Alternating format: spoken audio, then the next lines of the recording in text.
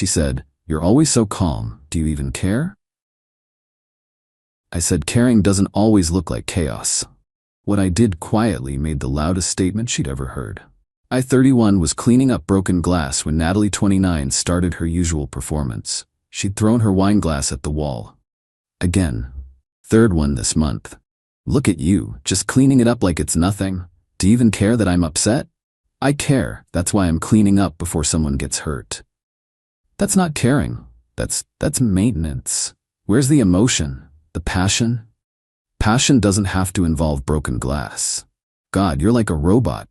I just told you my coworker disrespected me and you're worried about glass. You threw the glass before telling me about your coworker. What happened? See? So calm. So measured. What happened? Like you're taking a police report. This was our pattern. Natalie equated drama with love, chaos with caring.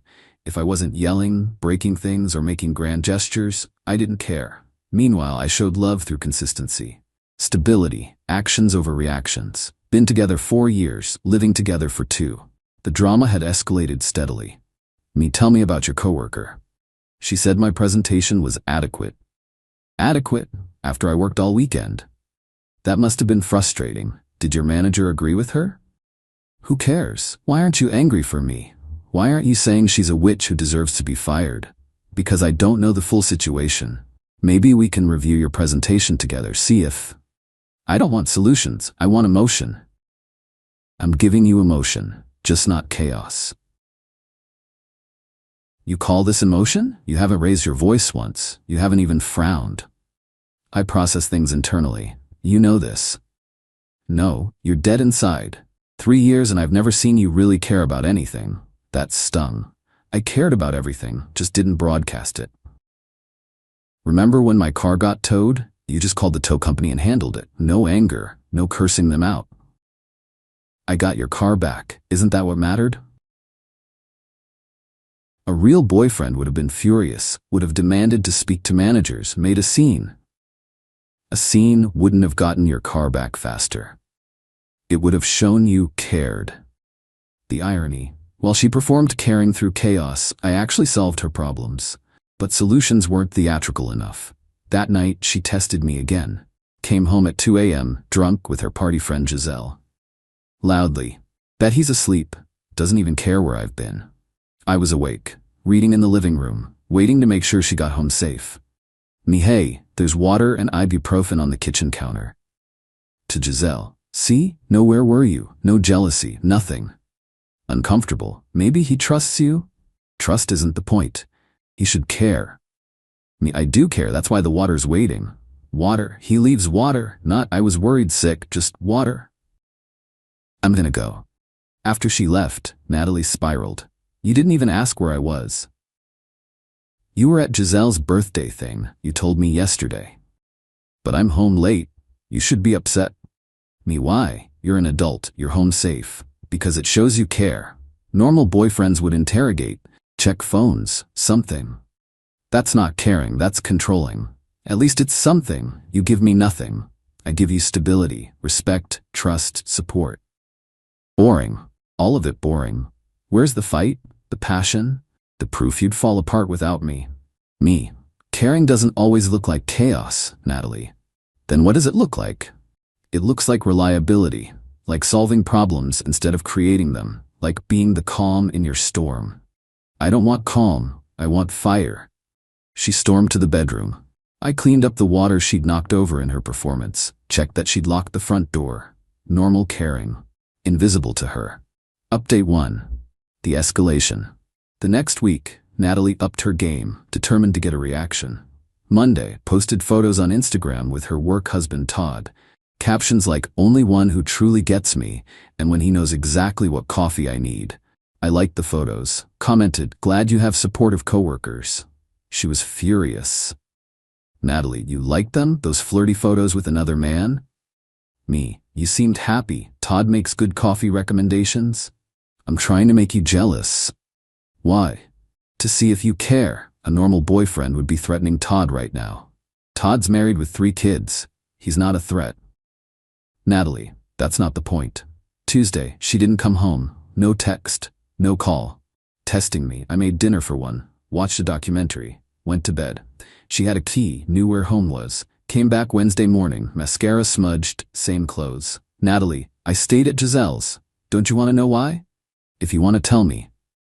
We had a fight. You don't even remember. We had a disagreement about emotional expression. You left. I figured you needed space. Space? I needed you to chase me, to blow up my phone, to show up at Giselle's begging. That would be stalking. It would be romantic. We have different definitions of romance. Thursday. The nuclear option, her ex, Dante. On the phone loudly. Dante, haven't heard from you in forever. Oh, you're in town? Coffee? Sure. Watched me the whole time. Waiting. Me. Tell Dante I said hi. She threw her phone. It hit the wall. Screen cracked. Hi? You want me to tell my ex hi? If you're having coffee, might as well be polite. I'm meeting my ex, the guy I dated before you, who wanted to marry me. Hey. Okay. Drive safe. You're supposed to forbid it, to fight for me. You're not property to fight for. You're a person who makes choices. Unbelievable. Do you even love me? Me. Yes. Then show it. Feel something. I am feeling something. Disappointment that you need me to perform jealousy to believe I care. At least jealousy is visible.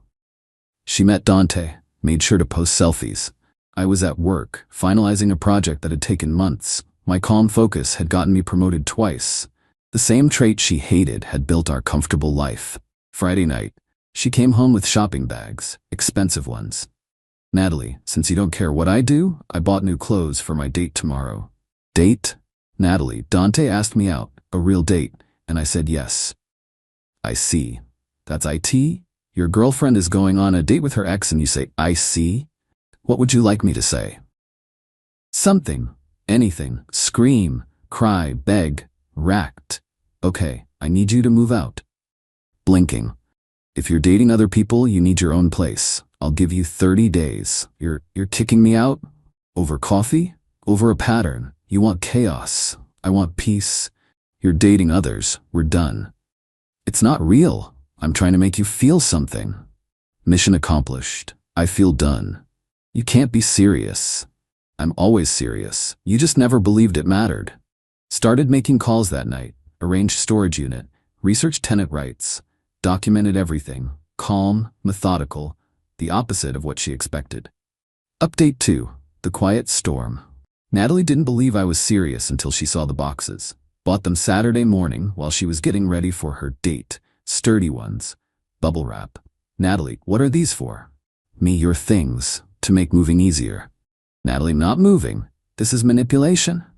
This is logistics. You said you're dating Dante. Our relationship is over. You need to relocate. She canceled the date. Suddenly, getting a reaction wasn't fun when the reaction was eviction. Natalie, you can't just end things. Where's the discussion? The fighting? The tears? Me, you've been ending things slowly for months. I'm just completing the process. This isn't how breakups work.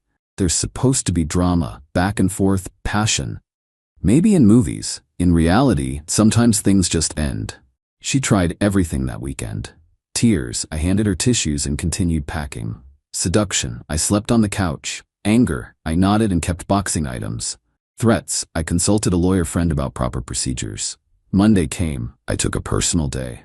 While she was at work, I carefully packed her belongings. Everything organized by category, clothes and wardrobe boxes, toiletries and labeled bags, even included an inventory list. Got a text around lunch. Coworkers asking why I look upset. Should I tell them my BF is a sociopath? Tell them whatever helps. This calm act won't last. You'll crack. You'll beg me back. The storage unit is at Riverside Facility. Unit 247, first month paid. Storage unit? Me for items you don't immediately need, keeps them safe during transition. She came home like a hurricane, saw her things boxed in the living room. The rage was atomic. You touched my stuff without permission. Me handled with care, check the inventory. I don't want an inventory, I want my boyfriend. Ex-boyfriend, important distinction now. She started throwing boxes. I stood back, let her tire herself out. When she finished, I quietly began repacking scattered items. Stop being so calm. Would chaos change anything? It would show you're human. I'm very human. Humans can be calm. Not when their relationship is ending. Especially then, clear heads make better decisions. She grabbed my shoulders, shook me, or tried to. I just looked at her. Feel something. I feel sad, disappointed, relieved, tired, but mostly resolved. Then show it, I am, through actions, by ending something that makes us both unhappy. Tuesday she brought reinforcements, her sister Celine, her mother, both drama enthusiasts. How can you do this to her? Do what? End a relationship where she's actively dating other people? Mom, she was just trying to spice things up. With Dante? You drove her to it, being so cold. I'm not cold, I'm calm. There's a difference. Real men fight for their women.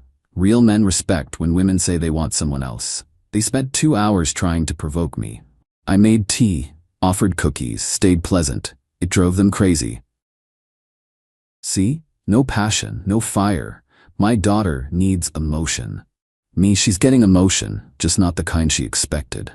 By Wednesday, Natalie was desperate, posted on social media about her emotionally abusive ex who was throwing her out with nowhere to go. The comments were interesting. Some supported her, others didn't. Wait, didn't you post about going on dates with Dante? Girl, you literally threw glasses at walls. Maybe he's not cold, just tired? Her friend Lindsay called me. Then, what's really happening? She wanted me to react with jealousy to prove I cared. Started dating her ex. I reacted by ending things. Now she's upset it's not dramatic enough. Sounds about right. She did this with her ex before you. Dante? No, before him, Marcus kept pushing for reactions until he exploded, then left him for being unstable. You're the first one to just not play. I don't do games. She's realizing that now. 1 week since the ultimatum, Natalie had refused to look for places, convinced I'd crack. I hadn't. Found her in the bedroom, surrounded by photos of us. Crying real tears. Remember this trip? You planned everything, every detail, because I mentioned wanting to see the mountains. I remember. Natalie, that's caring, that's love. The planning, the remembering. Yes. Natalie, but I couldn't see it because you didn't make it dramatic. No. I need chaos to feel alive. You need peace to function. Yes. We're incompatible. She looked at me, really looked, for maybe the first time. You're not going to suddenly realize you can't live without me? I realize I can't live with you, with the chaos, the tests, the manufactured drama. This is really over. It's been over. I'm just the only one who noticed. Final update. The loudest silence. Moving day. Natalie had found a studio apartment, expensive but available immediately. Her parents co-signed when she couldn't qualify a loan. I'd arranged everything. Movers, truck, even took another day off to ensure smooth transition. She watched me coordinate it all with the same calm efficiency I'd used for 4 years. Natalie, you know what's funny? This is the most emotion you've shown our entire relationship. Me, this isn't emotion, it's action. No, it's care. You're ensuring I transition safely, making sure nothing breaks, that I have everything. You're showing love by letting me go properly. Perhaps. The movers worked quietly, professional, like me. Natalie sat on the couch, holding the inventory list I'd made. 3 pages, detailed, organized by room and box number. Natalie, you cataloged everything. Easier to unpack. You included notes, fragile, grandmother's vase, winter clothes won't need immediately, important documents, file cabinet. Basic organization. It's care, invisible, practical care, the kind I never valued. I helped carry a box of books. She'd collected first editions. I'd found protective sleeves for each one, prevented damage during packing. Another invisible gesture she was finally seeing. All those times I screamed for attention. You were already paying attention, just quietly. Me noise doesn't equal notice. Her phone rang. Answering. Hey, oh, not today. Actually, not any day, I'm moving. No, alone, because I need to figure out why I mistake drama for depth. Yeah, bye. She hung up. Looked at me. Natalie. He asked if we were being dramatic about the breakup, fighting over who keeps what. I told him we divided everything fairly in 20 minutes using a spreadsheet you made. It was efficient. He couldn't understand. Said breakups are supposed to be messy. Ours is, just not how he expects. The truck was loaded. Time to go. I handed her an envelope. What's this? security deposit for your new place, and first month's utilities to help you settle. Ben, I can't. Me, you can. It's practical. You'll need stability while adjusting.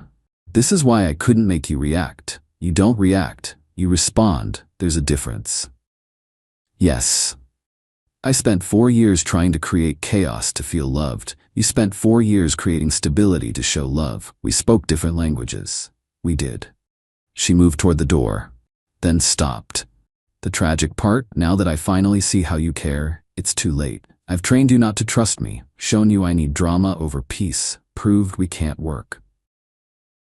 Growth often comes from endings. Very zen, very you. She smiled sadly. Someone's going to be lucky, someone who recognizes quiet love, who sees care and consistency, who doesn't need chaos to feel alive. And you'll find someone whose energy matches yours, who speaks your language of passion and intensity. Maybe, or maybe I'll learn a new language first. She left, no dramatic exit, no slammed doors, just left. The apartment felt different, peaceful, like it exhaled after holding its breath for 2 years. I made tea in a cup that wouldn't be thrown, sat in silence that wouldn't be filled with manufactured crisis. My phone buzzed. Text from my sister. Sister, Mom said Natalie moved out. You okay? I'm good, really good. Sister, Mom also said you handled it too calmly. Classic Ben. Caring doesn't always look like chaos. Sister. No, sometimes it looks like letting someone go with dignity. Proud of you.